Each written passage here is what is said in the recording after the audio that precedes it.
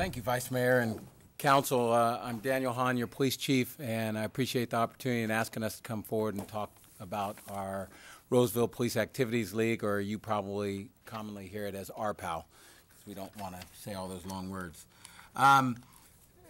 As you know, we exist, just like all the other departments in the city, to improve the quality of life in the city. I hear many of you saying that at community meetings and other functions. And oftentimes people commonly think of the police department as arresting people and holding individuals or groups accountable for victimizing our neighborhoods and our communities. And we're very relentless in that effort, and we're very proud of what we do in that area. But also, we also believe it's very important for us to operate on the other side in terms of prevention and helping our young people stay out of trouble in the first place, so we don't have to go chasing after them after they've victimized somebody. And RPAL, we do that in many ways, but RPAL is one of the biggest ways and biggest resources we utilize in accomplishing that. Today I have with me Lieutenant Merv Screeton, who right now is probably the largest driving force in the success and the expansion and the great new things that we're doing at RPAL. And then we thought we'd also bring with us, I'm proud to call him Recruit Michael Barber, who is actually one of our success stories that Lieutenant Screeton will talk a little bit about, and he is definitely available to answer any questions you might have at the end of the presentation. So with that, I'll turn it over to Lieutenant Screeton to kind of tell you about what is done at RPAL. Good evening. On the first slide, you'll see some of the programs that we offer. I want to make sure everyone understands that we offer a lot of sports programs and other things, but the sports programs aren't what we're about. They're what we offer to get the kids to come in the door. So we have mixed martial arts, we have boxing, CrossFit, wrestling, Zumba, dance. We have a girls' talk group that's led by a counseling intern. We have a bike shop that we run now, where we took a 40-foot shipping container. We take bike donations, and we have a couple of kids who were on probation. Actually, they both are on probation, who are very good bike mechanics and are doing very good. They've made very significant improvement in their lives, and they're now our bike mechanics. And when we have kids that need transportation, they actually take them out there, get them fitted on bikes, tune up the bikes. A lot of the bikes that we get donated to us are not in running condition. They get them up and running, and we have kids now that have jobs because of these bikes. We have kids that use them to get to school and to come to PAL. A few weeks ago, we had a family come. Their vehicle broke down, single mother supporting 3 teenage daughters, and she works. She's a hard-working woman, but a very low-paying job, and they didn't have transportation, so the bike mechanics took them out, got them helmets, got them bicycles, and now they're riding around town, going to school, coming to PAL and stuff like that. So a lot of good stuff on that level. They do a lot of. Let me just have some of these guys, have them stand up. Everybody that's PAL, stand up. Let's go. Stay standing up for just a second. There's hundreds of kids that are signed up for PAL. These are some of the leaders that are in the program, and I'm very proud of them. These guys, a lot of these guys they all have a different story, and I would really encourage you to talk to them if you get a chance. You'll be amazed by what you hear. Thanks.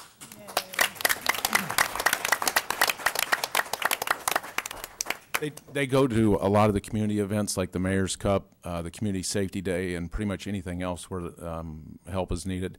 They don't get paid for it. One of the things I think is very significant about PAL is, other than one part-time clerical staff, everything that's done there is done for free by volunteers. All the coaches for all these programs you see, the mentors, we have tutoring. We have a couple people that help people with essays for college exams. Resumes. We have Scott Cole, who works at the police department, has been a behind-the-scenes hero, helping kids, parents, some of our mentors. There's a lot of people in this room right here that can tell you how he's helped them. I would like to share one significant success story with you right now. So I'm going to embarrass somebody. Maddie, stand up. This is Maddie Hembry. Maddie came to PAL with her parents, and they were pulling her hair out what to do with her. And all right, Maddie, you can sit down. Maddie started boxing with us. She's received help from Scott Cole, working on her school stuff and everything, on college essays and everything. She came when she was about 14, right? Yeah, so a couple of years ago, she's graduating from Roseville High School. She's in AP Calculus, AP Physics, right? AP Literature, straight A student. She so at PAL she got help on writing her essays for school, for the entrance exam, and a whole bunch of other stuff. And it wasn't easy. She got pushed very, very hard. We don't make things easy at PAL. We make people good. She got multiple university acceptance letters and is going to Cal Lutheran. Wow.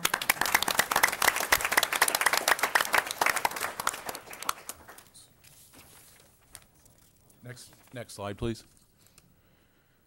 Okay, so like I was saying, some of our leaders, this is some of them up here having a good time. We had an awards ceremony last week, and you can see they're goofing off and having fun. These are some of your future police officers right here and future leaders in the community. There's no doubt in my mind that they'll be filling my position and the chief's position and probably some of your positions. They've had, you can ask them, they've had work ethic instilled in them. If they didn't already have it, I think they already had it, but the demands that we put on them, we filter people out at PAL, and the people that want to work achieve great things, and the ones that don't, they go somewhere else. So we put high standards on them, and these are the people that live up to those standards and excel, and they all have different stories and backgrounds, but they're all gonna do great stuff. And as you see the picture in the bottom right-hand corner, that is, we all went to the academy graduation, the SAC PD Academy graduation, to go for someone else that we've done some mentoring with who graduated in that academy class. So we took these guys, and it was very motivating for them, and they got to build some camaraderie and go and see what it's all about and give them a goal to work towards. The person who graduated there was hired by Sacramento County Sheriff's Department in the academy, and he just interviewed today for Roseville PD. And so that's another success story. And, next slide, please. These are our interns right here, and Bev Gable brought the intern program that we have at our schools. We have interns at our junior highs and high schools. They're counseling and social work interns. Bev, can you raise your hand? Right. Bev over there. So, Bev, I can't tell when this thing's working in, but so, well, Bev decided to bring the interns into PAL, and so some of these interns work at the high school, some of them work at PAL, and some of them do both. And now we take kids that are referred from probation in the courts. We've had 4 Superior Court judges come to PAL at different times on their own at their request to come see because of the success they've heard at PAL. And so we're working with probation and the courts. We've had probation officers actually come down and work out with the kids and make a connection there. And so these interns the kids get referred. They come down there and meet with these interns, and interns actually counsel them, work with them, give them their community service cleaning at PAL and stuff like that. And then we work together with the interns with the sporting programs, and we kind of have a wraparound program there that has really made some significant change for some of these kids. And I'll embarrass somebody else now. Maya, raise your hand. So Maya got referred, real high, Maya, so everybody can see.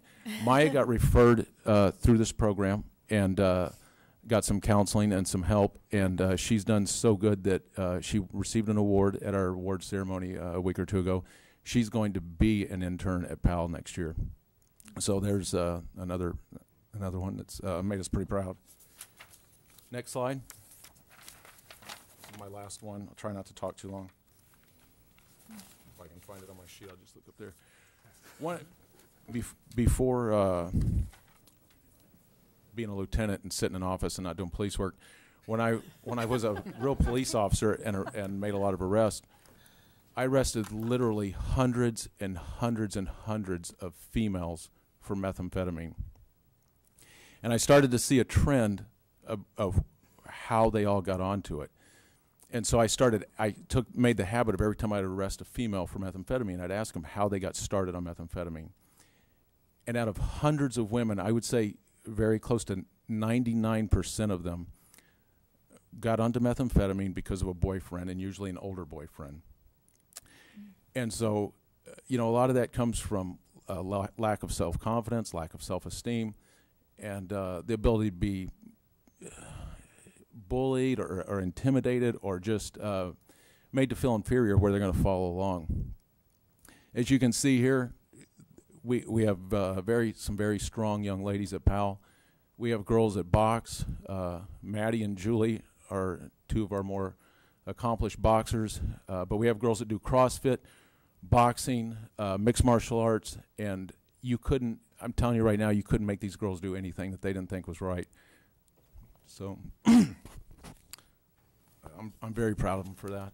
And all the PAL girls stand up.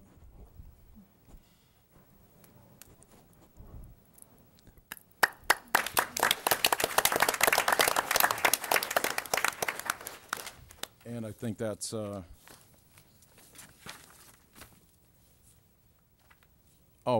last thing I want to emphasize, and then I'll let the boss talk.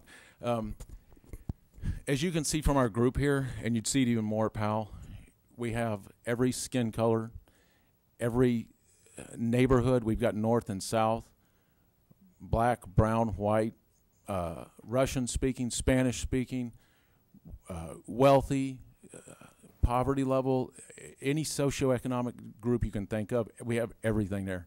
We have no conflict. Every one of these people, you can see the look on their face. They treat each other with respect. I know the city of Roseville has an inclusion committee. That's kind of the thing that the city's trying to develop and promote, and there it is for you. Yeah, I just want to add one more thing before I go to this last slide. Is a while back, normally RPAL deals with the younger kids. A lot of these guys in this front row are a little bit older, 19, 20, 21 years old than traditionally what RPAL deals with. Lieutenant Screeton brought on, if you will, a new program where this age group is allowed to come into RPAL and mentor and work with the younger age groups. And so if you might think about it, Lieutenant Screeton runs across probably 100 people a month that want to be police officers. And so they tell him, I want to be a police officer. So he offers them this. Well, here's your way. You can come to RPAL, help mentor people, let us get a look at you, learn what the culture of the police department, what the city of Roseville is looking for in employees. And, you might get 3 out of that 100 that actually show up or show up day 2 and day 3. So right before us, we have at least 3 guys that have showed up for like the last year and a half. Michael Barber, who's sitting up here, is one of those guys. And we were, and I say we were privileged enough because we're not doing any favors for Michael Barber. We're going to hire the people that are going to serve our community the best. And he has proven it over the last year, coming like every single day and both mentoring the younger people and also working physical labor at RPAL. As you might imagine, there's not a lot of money to pay for things. And so we rely on volunteers. So about a month ago, I'd say we're able to hire him as a recruit. He'll be going to the police academy in July, and he'll be a Roseville police officer. He'll go through the SAC PD academy with our Roseville patches on him, and we're pretty confident he'll be one of the top people in the academy. So he's here at the end of this presentation if you have any questions for him. And then I just wanted to close on this last slide with a little bit of proof of what RPAL is accomplishing. So I mentioned everything we do is focused on how do we improve the quality of life in our city. So a couple months ago, let me back up a little bit. We're one of the few departments that employ a social worker, which is Bev Gable. And because of Bev, we have 12 social work interns this year. I think she's planning on about 15 next year. We have a waiting list a mile long at Sac State of interns that want to do their internship with the police department, but we can't take them all. So she continues to add more every year. But she got a call from probation, and the department got a call from probation a couple months ago that basically was, what are you guys doing at RPAL because our numbers are dropping? And as you might imagine, in Placer County, with Roseville being the biggest jurisdiction, most of the kids that are in the system are from our city because we're the largest city in the county. And so if you look at these graphs here, this is what probation gave us. So we're still digging into these numbers, but we think a large part of that is due to many programs, but specifically RPAL.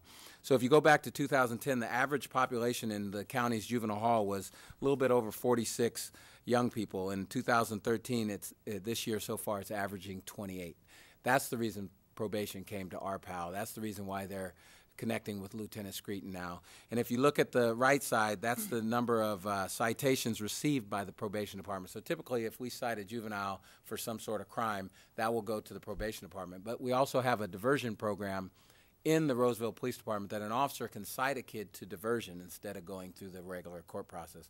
That's typically reserved for first-time offenders, graffiti, sometimes shoplifting, or something that the officer thinks diversion would be a better route for this young person than going through the whole court system. And that kid then goes to a diversion class that we put on by our officers at the police department and interns. And then they also, as part of that, get 10 hours of community service at RPAL. And so you see the drastic drop in those citations. And so far, the research that probation and we have done is there's over 90% of these kids don't reoffend. So that means it's successful in getting them, and a lot of them end up staying in RPAL and the programs and get the great mentorship by community members and the officers that volunteer their time there and the professional staff from the department that volunteers their time there. So I think we could literally say, based on these numbers, that RPAL is a huge success. And then I'll just end on one thing. Obviously, we don't have a ton of money at RPAL, and so we're always looking on how to raise money. We have a program called the Fittest of Roseville that's coming in August, and essentially that tries to find the fittest people in Roseville. It started as the Fittest of Elk Grove a few years back.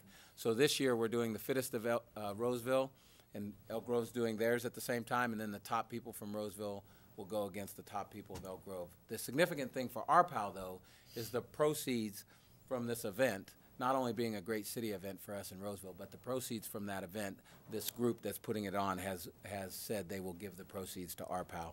So anybody out there that wants to sponsor this event or provide funding for this event, it's going to a great cause because it's going to stay here in our community at RPAL for a very successful program. And with that, I'd open it up to any questions you might have. I just wanted to know if Michael Barber had anything to say. Did you want to say anything at all? I suppose what I'd want to emphasize is what Lieutenant Screeton said earlier, that the sports isn't what RPAL is really about. Honestly, at a point in time, the sports, they're just kind of an excuse to come and see your friends. A lot of people ask me how I feel about RPAL, and the only way I can describe it is your first day of high school. It's like you're up all night thinking about what it's going to be like, and after all this time, that's how we still feel about RPAL. Good luck at the academy. Thank you. Good. Okay. Well, any questions or comments? Pauline? I think it's marvelous. I mean, I'm sitting here teary-eyed. It's like, oh, this is really cool. No, it's just so fortunate that we have a program like this in Roseville where kids of all ages, backgrounds can unite in a need that's going to make a significant difference in their life and a significant difference for our community. So I thank our police officers and thank the kids here who took that step and to make a difference in their lives. Yeah, I want to say thank you for all of your work in making this program possible. It's a great program, and when you see these numbers, you know that kids' lives are being affected and changed, and we've got a great group of young people moving up the ranks, and I do hope that some of you will replace Chief Hahn or come up here and sit at the dais one day. It's terrific to see you all working so hard to move forward in your lives, and I wish you all the best. Merv, I can see your passion, and thank you for all you do for RPAL and all the RPAL participants, and it's an amazing program, and any other things we can do to try to figure out more funding for you, I'd be willing to help out at anything we can do, and whether it's another run that you want to try to beat the chief or something like that, because Chief Hahn likes to run, Councilmember Herman, you bring up a good point. I'd like to invite you any Wednesday that we have a council meeting. We call it the old guys, so that's pretty much anybody over 22 years old. That one for really old guys? The old guys are on my team, and then the young guys are on Mike's and Don's and Matt's team, and we did it today. It lasted about almost 40 minutes, and, of course, the old guys won. So anytime you'd like to come out and be on our team to take them down a peg or two, you're more than welcome. Sounds like they need you. I'll be there. I'd like to just recognize one more person real quick. Josh Simon, stand up. Josh doesn't always, get his name in the paper, but Josh not only coaches at PAL, but he does a lot of behind-the-scenes work, and he's the director of PAL. He's the sergeant that's actually responsible for it. He has to change. He has got a family at home. He has to change his schedule a lot, like tonight. to accommodate PAL, and he never whimpers or complains. He does it, and he does a great job, and he keeps it running. He pays the bills and handles a whole lot of the unfun part. You know, I get to work with these guys and have fun, and he does that too, but he also does a lot of the stuff that nobody wants to do, so he deserves a lot of recognition for that. Thank you.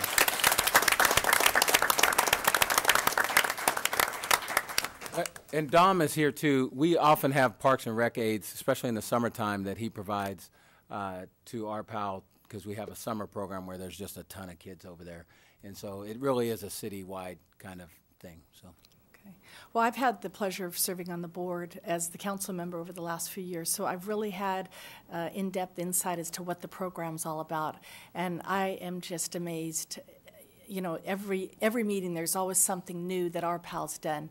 And as Councilmember Herman said, more of you really have a passion for this program, as does Bev Gable and Josh and all of you that participate in the program.